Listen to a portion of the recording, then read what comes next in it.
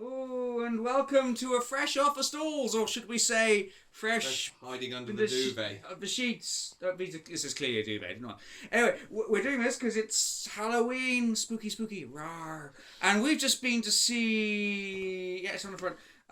Night of the Hellhound live, which I'm sure should be Night of the Hellhound dead. Well, we shall see, shall we? Shall we? So this is the scary, spooky Halloween show at the Lost Theatre, and I must say we both rather enjoyed it, didn't we? I really did. Yeah, where do you want to start? This is also the hideously dark lighting and stuff. It's all atmospheric and spooky. Oh, I probably look much better if I do this for the video. Yep, this is better for all of us. I thought it was a lot of fun. It was. I would say a lot of things were a lot of fun, but this one was. It was actually better satire than it was scariness for most of them. Thank you for stealing my line. I should not discuss things with you on the train. No, yeah, absolutely agree. But that doesn't make it any less of a good Halloween show, because what I loved about this is it's really unique and quite inventive in sort of how it approaches a Halloween show. It's not your general witches and monsters coming at you, Cleopatra. I've got a signed program for her. That's another story.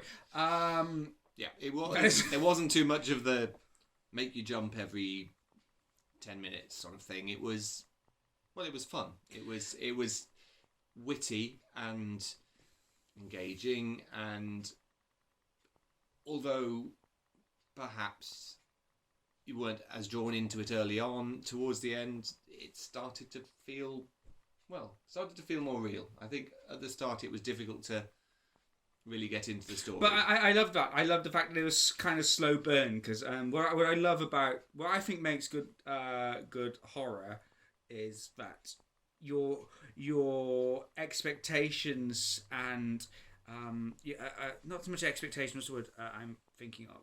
Your anxieties are never met, and because that keeps you in suspense. So you kind of like, it's a bit slow burn at the beginning, and you kind of like, what's going on here? And you start getting comfortable. It's like, should I be expecting something to happen yet or not? And it's just kind of like, but at the same time, it's really engaging that it is a total send up of a lot of sort of, especially psychic mediums and the shows that involve them. Some of which I do love. Sorry, yes. There's no need to apologise. I mean, not to the audience, perhaps to me, but. It's not like a strap you down and force them. Let's not get into that. We are both under my duvet at the moment because people need any more of a reason to think we're the couple. We're not a couple. Despite the fact we're both under my duvet at the moment. Spooky. But yeah, where am I going? I don't know. But let's talk about the play. Yeah, let's talk about the play.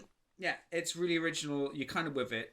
It's a bit slow burn. You don't quite know what's going to happen. But the bits that are a little creepy are more than a little creepy. Yeah. It's very effective. It has its moments where it makes you jump, and it has its moments where it kind of like freaks you out. And you're kind of like, what's going on here? It's a bit. If you throw yourself into it, and there's some very effective stagecraft. I think I'd say. Yeah, props. I think props are something I wasn't expecting.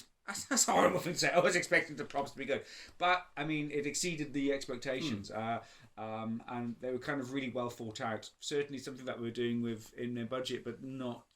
And especially with something like a Halloween show, and you're looking at the supernatural, and you're looking at the spooky, you need to make sure what you're doing with the sort of more macabre is actually good, and they ticked that one well and truly well on that. It worked very well as playing off a lot of the London legends and spooky stories that are real.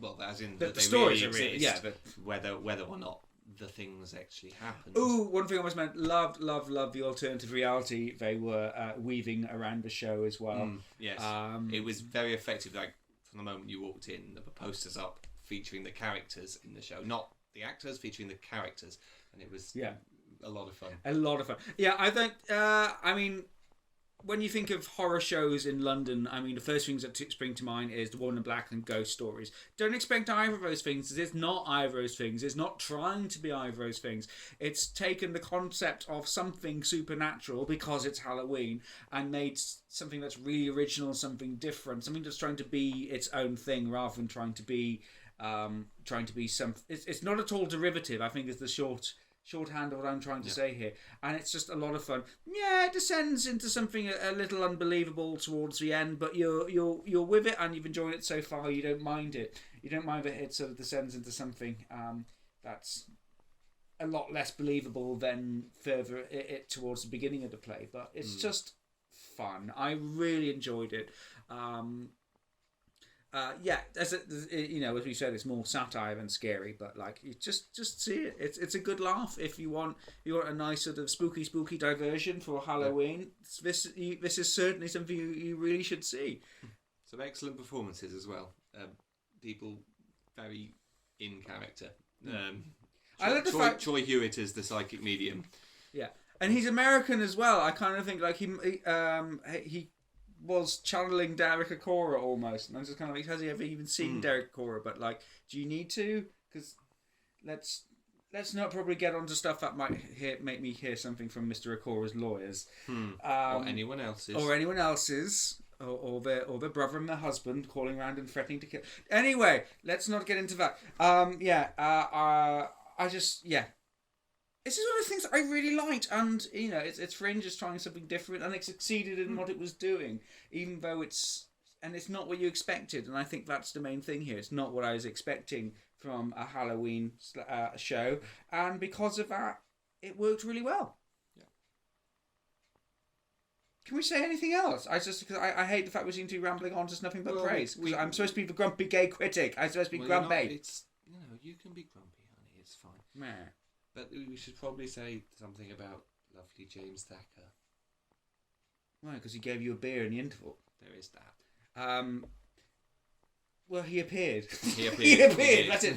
So, okay, yeah, you like him. He's in the cast, but he's I think he's.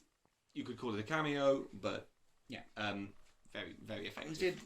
He did do something with this, didn't he? Write it or something? Yes, assistant director. Oh, he directed this, assistant director. So it's nice. Yeah. Love the alternative reality built around it. Love the originality. Love the fact that when it is spooky, it's quite spooky. I should probably stop saying spooky. This is going to be the tagline. They said it a couple of times in the show, so that's fair.